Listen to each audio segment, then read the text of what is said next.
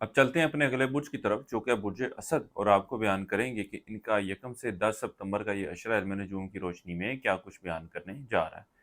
वो अफराद जो 23 जुलाई से 23 अगस्त के दौरान पैदा हुए हैं वो बुर्ज असद के तहत आते हैं। इसके अलावा वो अफराद जिनको अपनी दुरुस्त तरीके पैदाइश मालूम ना हो मगर उनका नाम मीम से शुरू होता है, तो भी बुर्ज असद के तहत आएंगे। इस अशरे का ये वक़्त आबूज असद वालों के लिए अंदरूम सफ़र के हवाले से इतना कोई मस्बत रहने वाला नहीं है। इसके अलावा इस अशरे का ये वक़्त छोटे बहन भाइयों और रिश्तेदारों के साथ भी मामलात में कुछ खराबी की निशानदेही कर रहा है। इसके साथ ही साथ तालिब इल्मों को भी चाहिए कि अपने तलीम की तरफ वक़्त दें और दीगर मामलात को कुछ साइड पर रखने की कोशिश करें, क्योंकि इनको तलीमी मैदान में कुछ परेशानी का सामना करना पड़ सकता है अगर ये इन मामलात के हवाले से सीरियस ना हुए तो। इसके अलावा आप बुर्ज असद वालों को बताता जाऊं कि ओवरऑल इस अशरे का ये वक़्त आपके माली मामलात, माली सूरत-ए-हाल में बेहतरी की तरफ इशारा कर रहा है, ख़ास तौर पर जो 3 सितंबर से वक़्त शुरू होने जा रहा है। वो अफ़राद जो स्टॉक मार्केट, क्रिप्टो करेंसी या इस तरह की दीगर डिजिटल करेंसीज़ में ट्रेडिंग करते हैं, इस अशरे के शुरू के अयाम में यानी कि 1 और 2 तारीख के दौरान इनको एहतियात बरतने की ज़रूरत है। बहरहाल इस अशरे के बाकी अयाम जो है, इन मामलात के हवाले से मस्बत सूरत-ए-हाल और कामयाबी मिलने की निशानदेही कर रहे हैं। वो अफ़राद जो इश्क व मोहब्बत के मामलात से वाबस्ता हैं, इस अशरे का ये वक़्त इनके भी आपसी ताल्लुकात में बेहतरी लाता हुआ नज़र आएगा। लेकिन इन मामलात के हवाले से रिश्ते की बात करना आपके लिए इतना कोई मौसर वक़्त साबित ना होगा।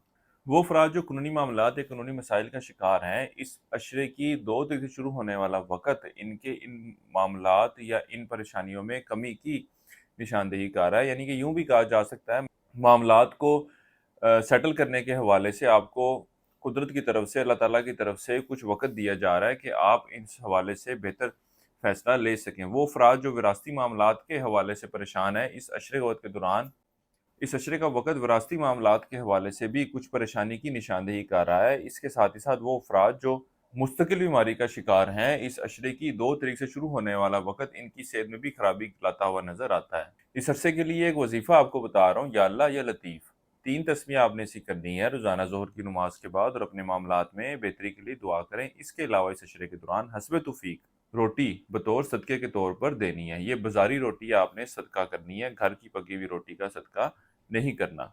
इसके अलावा किसी भी मस्बत काम का आगाज़ करना चाहते हो तो इस अशरे की 1, 9 और 10 तारीख का आप लोगों ने इंतखाब करना है। आप लोगों को बताता जाऊँ कि इस अशरे के वक़्त के दौरान 10 सितंबर को शर्फ़े अतारत का एक बेहतरीन वक़्त आ रहा है। इस वक़्त के दौरान तलीमी मैदान में कामयाबी, कारोबार में बढ़ोतरी, लेन-देन के मामलात में कामयाबी, कम्युनिकेशन स्किल्स में इज़ाफ़ा, सफ़र के हवाले से खसूसी लो तैयार की जाती है। तो अगर आप लोग भी इस वक़्त से फ़ायदा उठाना चाहते हैं तो हमारे स्क्रीन पर दिए गए नंबर पर राब्ता कर सकते हैं।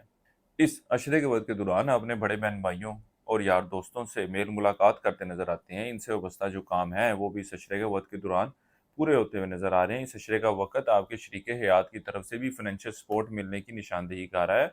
आप अपनी ख्वाहिशात को हकीकी शक्ल देने के हवाले से भी हर मुमकिन कोशिश करते हुए नज़र आएँगे, और अल्लाह के फ़ज़ल व करम से कामयाबी की भी उम्मीद की जा सकती है। कारोबारी अफ़राद की बात की जाए तो कारोबार के हवाले से वो दिलचस्पी या वो दिलजोई दिखाते हुए नज़र नहीं आते जिसकी इनको ज़रूरत है।